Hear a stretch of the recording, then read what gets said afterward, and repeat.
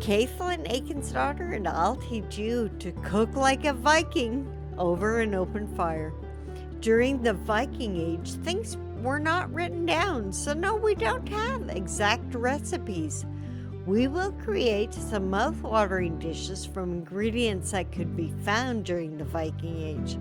Later, we'll meet in the meat hall with Viking guests. Stay tuned.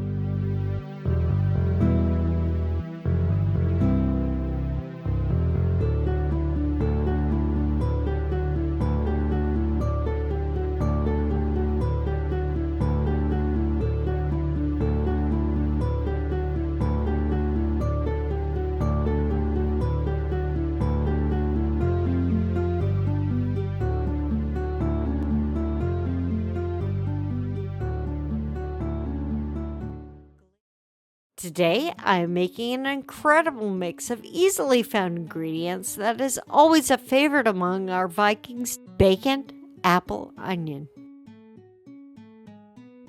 That's it, a delectable mix of smoked bacon cured to preserve it since we didn't have fridges back then. Apples, probably more of a crab apple at that time. We use what we've got. And onions, found both wild and grown on their land. In the village, one pot of food would feed a large number of people. Often stews, soups, or pottages were made as ingredients could be added to make a larger amount. Ingredients would change as availability changed. Their lives followed the seasons, fresh in the growing season, dried or smoked occurred during the long winter months.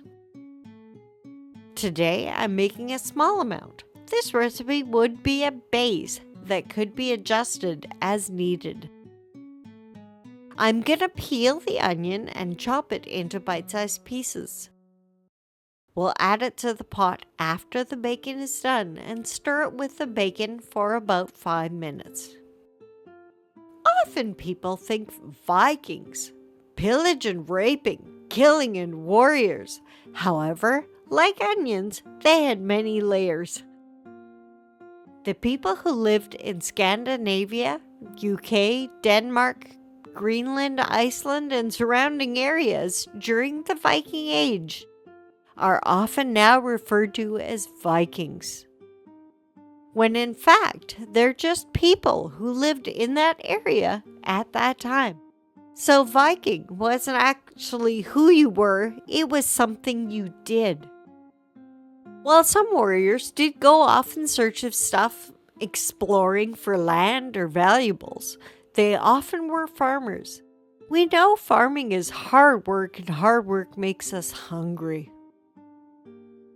Apple is used, peel and all, good fiber, just chop it into a large dice. The apple will go into the dish last as it only needs about 2 minutes. Landowners had farms and needed people to work them. They'd buy slaves or thralls who may have worked for their freedom. My parents were thralls, bought in Denmark and brought to the southern tip of Norway to work on our landowner's farm. So I was born a thrall. My parents were hard workers and taught me to work hard too. In time, the landowner noticed me and wanted to marry me. My parents, wanting me to have more out of life, agreed, and I ended up as a rich landowner's wife. The bacon I'll just rough chop and then put it into the hot cauldron over the fire. We want the heat to render all the fat, as that will provide most of the flavor to the dish. So, here I was, now the wife of a rich, powerful landowner. Great, right? I learned how lazy my husband was. He didn't even go a Viking with his warriors to get more stuff and find more land. So, here we are, in the busy village with all our men gone, and we get attacked by a band of big hairy warriors who want our stuff.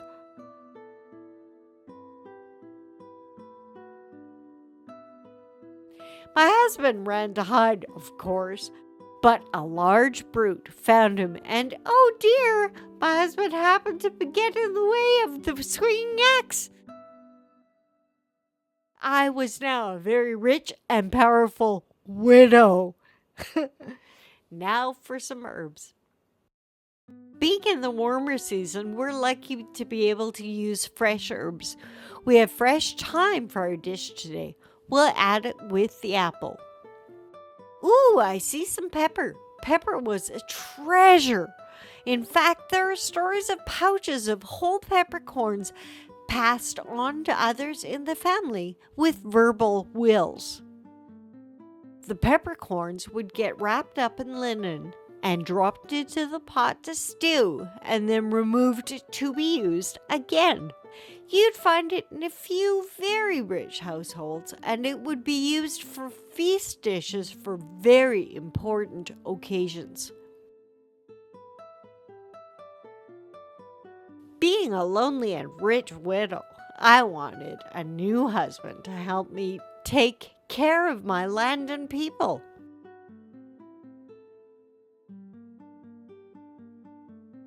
I saw Sheldon, the warrior who made me a widow, as a hero. When he offered me a pouch of pepper as a betrothal gift, I jumped at it.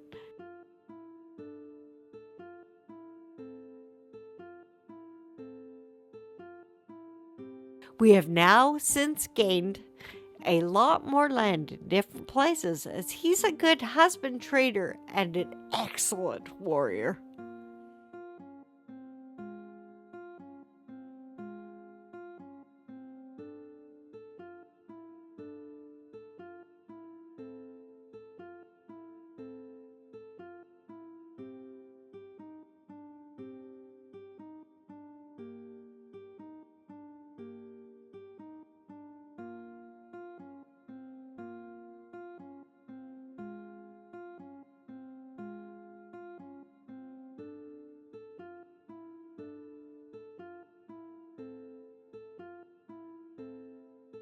The knife I'm using today was made by our local blacksmith.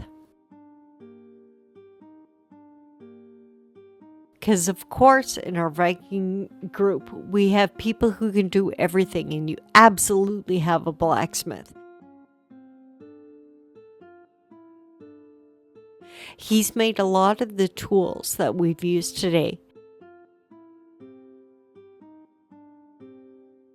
And ones that we use all the time. We have frying pan, we've got the fire pit, all of that he has made for us.